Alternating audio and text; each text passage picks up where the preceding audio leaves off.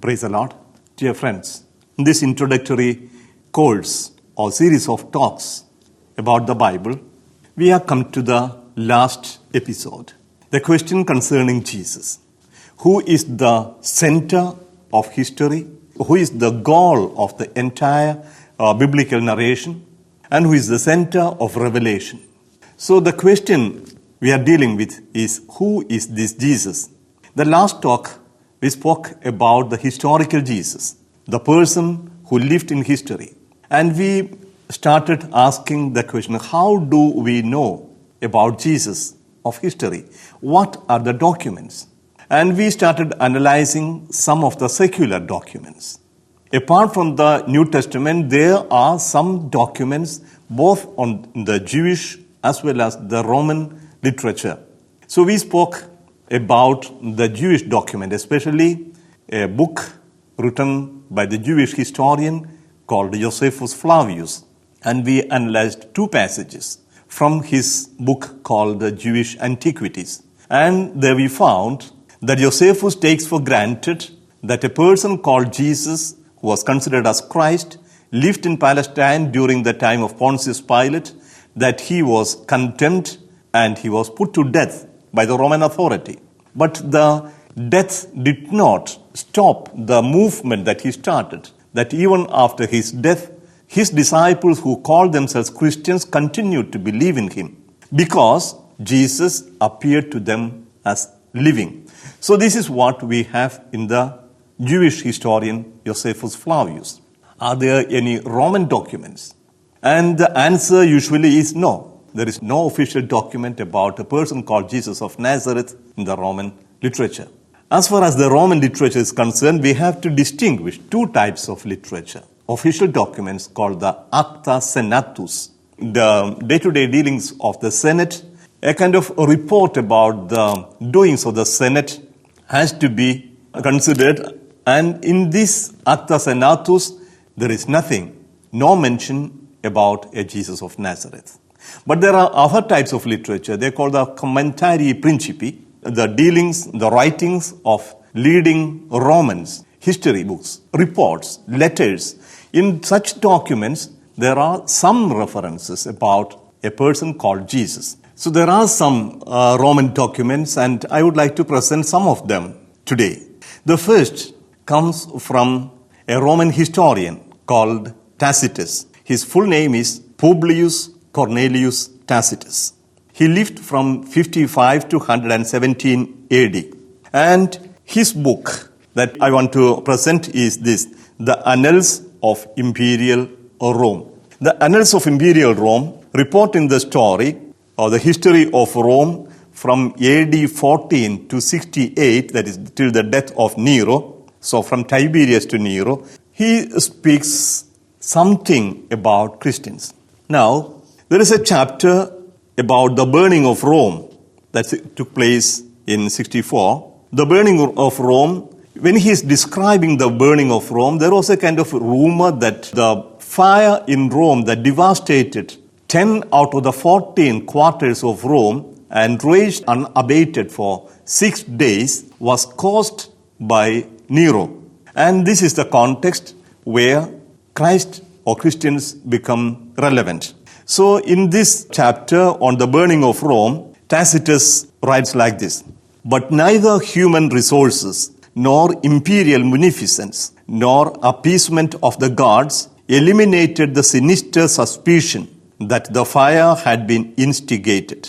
To suppress this rumor, Nero fabricated scapegoats and punished with every refinement the notoriously depraved Christians, as they were popularly called. The originator, Christ, had been executed in Tiberius' reign by the governor of Judea, Pontius Pilatus. But in spite of this temporary setback, the deadly superstition had broken out afresh, not only in Judea, where the mischief had started, but even in Rome.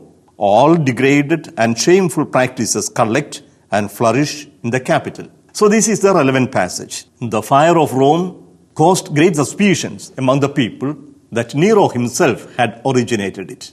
And Nero found his life was threatened, and he wanted to put the blame on somebody else. That's when the official persecution of the Christians started. And here, in this context, what is important in the statement of Tacitus is this about the originator. I read it again. Their originator. So the founder of this movement called Christians, their originator, Christ, had been executed in Tiberius' reign by the governor of Judea, Pontius Pilatus. So this is a very important statement given by a very respected Roman historian. He is not a Christian and he is not in favor of the Christians. We can see how he hates the Christians or despises the Christians. Maybe because of his misunderstanding, or maybe that's how the Romans considered them. So the Christians, they are called and punished with every refinement, the notoriously depraved Christians, as they are called. They are notoriously depraved. Why? In what way? The historian doesn't say. But we know Christians were accused of many crimes, or rather, they were despised for various reasons. They did not go to the temples of Romans. They did not worship the Roman gods, so they were considered atheists. They did not take part in the performance at the arena where human blood was shed just for the entertainment of the onlookers. And they did not participate in many of the banquets where sacrifices were conducted and sacrificed animals were given as food. So these Christians became suspicious. They were suspected. And in this situation, they say the depraved Christian, the originator. So what is important for us is this Roman historian Tacitus speaks about Jesus of Nazareth, Jesus the Christ, who was killed by a Roman court, condemned by a Roman court and put to death in a particular place and particular time in Judea during the time of the procuratorship or governorship of Pilate. That is, we know, between 26 and 36. So this is an undeniable fact that a Roman historian says that there was a Jesus of Nazareth. That is one thing. Now, there is another historian called Suetonius. His full name is Gaius Suetonius Tranquillus. He lived from 69 to 135 AD. He was a lawyer. He was a chief secretary of the Emperor Hadrian. He has more than 16 books to his name. And the one book I want to refer is to the life of the 12 Caesars, Suetonius, the 12 Caesars. There, speaking about Claudius, Suetonius has this to say. Because the Jews at Rome caused continuous disturbances at the instigation of Chrestus, he expelled them from the city. So the Jews were somehow disturbed by a person called Chrestus. Suetonius doesn't know who this Chrestus is. He heard about this, that there was disturbance, there was trouble among the Jews. And this trouble was caused by Chrestus. But knowing more or better, we know that it's not Chrestus, it is Christos. And Christos is the Greek word for Christ.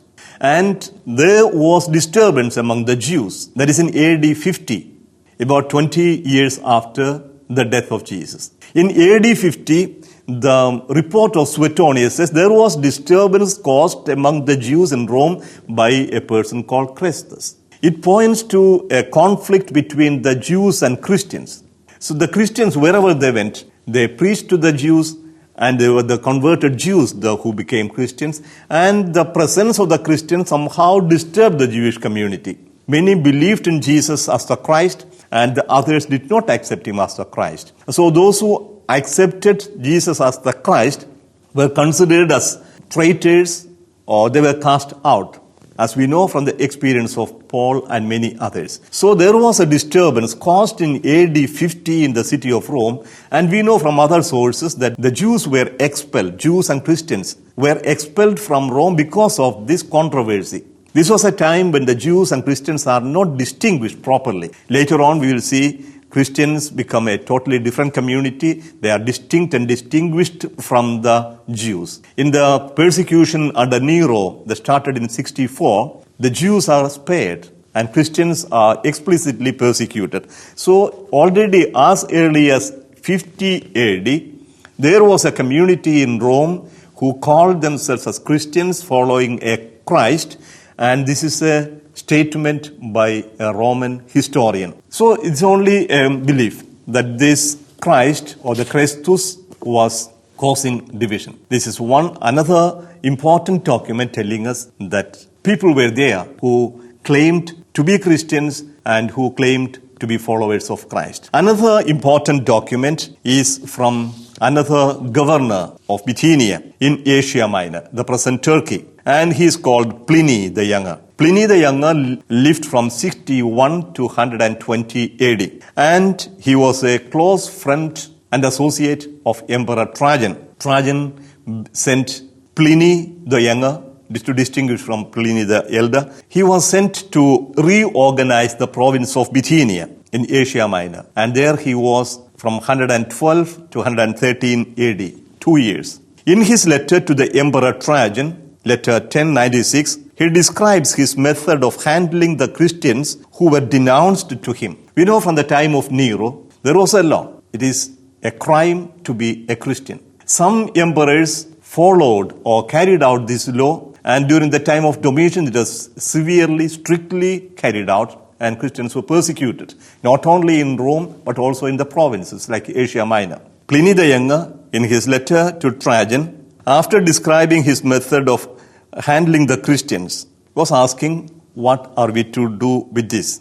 Among the practices of the Christians, Pliny mentions their custom of meeting regularly before dawn on a fixed day to chant verses to Christ as to a God. So that's all what we have. Pliny tells that these people who call themselves as Christians come together before the dawn to worship, to pray, and they worship Jesus or Christ as a God. Taken in itself, we don't have much. But this one fact that at the beginning of the 2nd century AD, there were Christians who considered themselves as the followers of Jesus Christ and who were worshipping Jesus as God.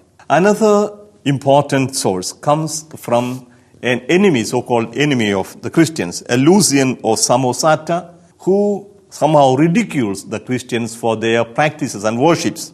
So Lucian from Antioch and came to Rome, and he was a prolific writer and satirist, lived between 115 and 200 AD. He wrote a mocking life of a convert to and then apostate from Christianity, the passing of Peregrinus. The Christians are said to be so enamored of Peregrinus that they revered him as a god. And then, I quote, next after the other, to be sure, whom they still worship, the man who was crucified in Palestine, because he introduced this new cult into the world. So the Christians worship a person called Christ, who is the founder of this movement, and this founder was crucified in Palestine.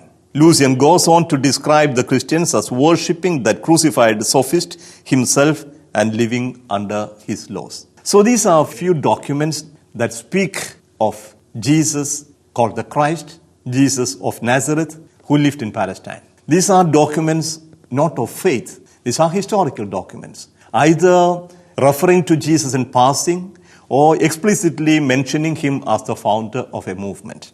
But what is important is this: all these documents tell us one thing, that there lived a person called Jesus, a Jew, who started a kind of movement, and a person who was condemned by a Roman court. Pontius Pilate was the governor, and he was put to death according to the Roman law, crucified. So much is undeniable historical fact. And that's where we start our discussion, our dealings with Jesus. So we are dealing with a historical person, not a fabrication of the mind, not a myth invented by Paul or Peter or any of the disciples or apostles. Whatever is said about this person, we have to analyze historically and exegetically. But one undeniable fact remains, that there was a person called Jesus of Nazareth who was condemned to death, put to death by a Roman court. And the death did not stop this movement. In fact, it gave rise to a great movement called Christianity. And it is from this movement that the entire New Testament takes its shape. So we have the 4 Gospels written about 30 or 40 years after the event, after the death of Jesus. The disciples did not start writing books. the disciples who followed Jesus after the crucifixion and death and after their experience of his resurrection started preaching. What did they preach? They preached about Jesus, about their master, whom they believed to be God made man. And they believed that this man was raised from the dead. They saw that he was crucified. Everybody knew it. And they experienced him after the death as risen. He appeared to them. So the preaching of the Christians, from the historical Jesus to the Christ of faith, became a testimony to the resurrection. So this Jesus who was put to death by a Roman court and rejected by the Jews was raised by God. And he lives with us forever. So the first proclamation was about the death and resurrection of Jesus. That's how Paul, when he writes to the Corinthians, says, when I was with you, I wanted to know nothing but Jesus and him crucified. So the death and resurrection of Jesus was a central mystery that they were preaching. And from this central mystery started the proclamation. The churches were founded, communities that believed in Jesus came together, and to these communities, Paul the apostle or other apostles wrote, giving them instructions about their faith and morals. And later on, books were written about the life of Jesus, about his teachings, and we have the Gospels. The history of the faith, of the salvation, proclamation, moving from Jerusalem to Rome is written in the Acts of the Apostles. So we have 27 books dealing with Christ and his teaching, his message, and the salvation that he brings.